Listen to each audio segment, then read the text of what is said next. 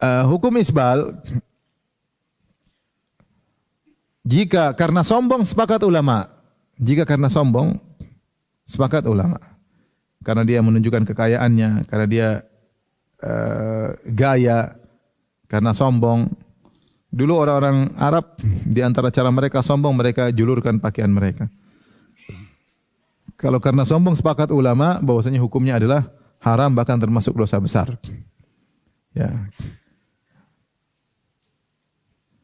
Bahkan Rasulullah SAW mengancam ma asfalaka minal ka'bain fa finnar. Semua yang di bawah kedua mata kaki masuk neraka. Yang ancaman yang besar.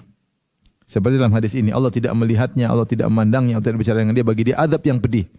Berarti kalau celana dipanjangkan karena sombong, ya, karena angkuh, maka dosa besar. Para ulama khilaf jika ternyata bukan karena sombong. Bukan karena sombong.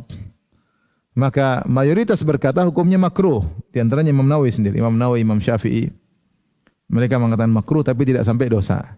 Bukan karena sombong. Sebagian ulama mengatakan meskipun tidak sombong dosa. Di antaranya Ibnu Hajar rahimahullah dan Fathul Bari. Di antaranya Az-Zahabi. Di antaranya Ibnul Arabi. Ya. Ibnul Arabi. Dan pendapat yang lebih kuat Allah alam bisawab, dia haram secara mutlak. Meskipun tidak sedahsyat kalau karena sombong. Tidak sedahsyat kalau karena sombong. Oleh karenanya Nabi SAW sering menegur sahabat yang terlihat sarungnya di bawah mata kaki. Rasulullah bilang, irfa izarak, angkat sarungmu. Rasulullah tidak pernah bertanya, ini sombong atau enggak ini? Kalau sombong angkat, kalau enggak apa-apa. Rasulullah enggak pernah tanya. Pokoknya ketemu orang isbal, Rasulullah suruh angkat. Tapi mungkin ada yang mengatakan, Ustaz kan mayoritas ulama mengatakan kalau tidak sombong tidak apa-apa. Bukan tidak apa-apa, makruh. Apa? Makruh. Dan kita hidup tidak usah spekulasi. Cuma gara-gara berapa senti di bawah mata kaki kita spekulasi. Udah, mending kita potong sarung kita atau kita naikkan di atas mata kaki. Pertama kita selamat dari spekulasi yang sangat berbahaya. Neraka atau tidak. Yang kedua kita dapat pahala.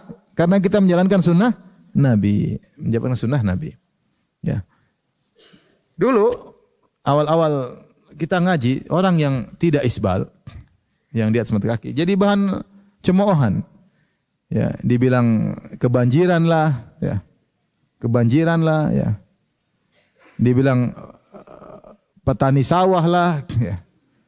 Macam-macam orang dulu ngejek ya. Orang ngejek. Teman-teman ya biar diajak karena masalah ya. Sunnah Nabi diajak subhanallah. Karena yang ngejek tidak ngerti. Mereka bilang ini goblok, nggak ngerti fikih. Itu kan terkait dengan zaman dahulu. Kalau zaman sekarang bukan sunnah lagi. Ya, syubhat banyak lah. Padahal kalau kita baca buku fikih semua sepakat sunnah di atas mata kaki. Mau celana, mau sarung. Sampai akhirnya saya pergi ke Australia. Saya lihat orang-orang bule di atas mata kaki semuanya. Ternyata model itu dulu ya. Di sini belum waktu itu. Di sini masih disebut kebanjiran. Di sana sudah model. Ketika akhirnya orang-orang ikut orang kafir yang bikin, nggak ada yang bilang kebanjiran. Ketika orang kafir yang di atas mata kaki, nggak ada satu bilang apa? Kebanjiran. Karena mereka di depan orang kafir takut. Itu makhluk dari planet lain orang kafir. Seakan-akan demikian. Tapi kalau kita orang Islam yang bikin, bilang kebanjiran lah, petani sawah lah, apalah, cingkrang, ya, golongan cingkrang. Begitu saya ke Sydney waktu itu ada kajian plus jalan-jalan tentunya. Itu nggak usah disebutin. Pokoknya judulnya pengajian. Saya diundang pengajian.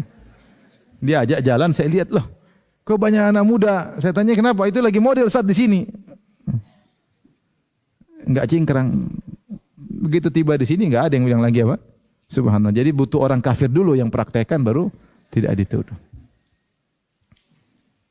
Seandainya Abu Bakar As-Siddiq, Umar hidup zaman sekarang, tetap aja di cingkrang, apalah kebanjiran. Harus orang kafir dulu.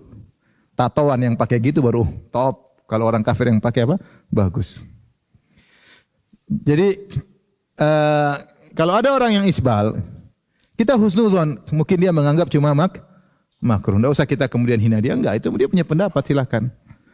Ya, tapi jangan sebaliknya ada yang cingkrang malah kita ganggu, karena cingkrang itulah yang sepakat ulama sunnah.